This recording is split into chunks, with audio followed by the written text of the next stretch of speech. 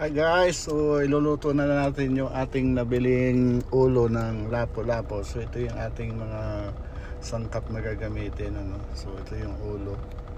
Nahugasan na natin yan, nalinisan na natin. So higit 1 kilo yan eh. So medyo madami-dami. Pero syempre ulo, hindi ganun kalaman. Kaya ayan, nalinis na natin. So mag-isa na tayo guys, igisa natin kasi para mabawasan yung lansa.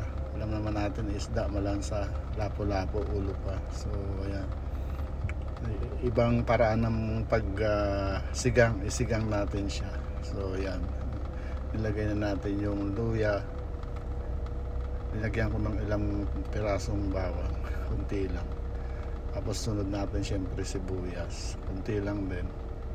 So alo-aluin lang natin yan hanggang sa medyo kumatas o lumabas yung amoy, aroma. Yan.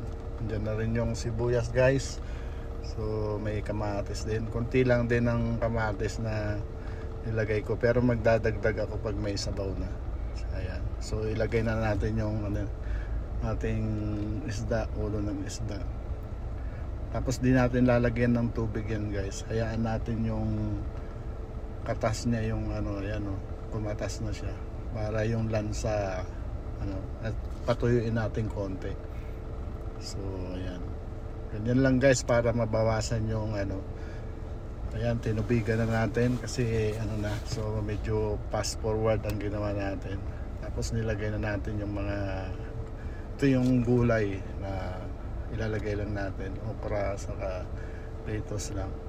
So wala tayong lemon, kaya yung suggestion nung isang nag-comment ay lemon daw, pero so ayan na, luto na guys, kaya kain na. Bye, salamat sa panonood.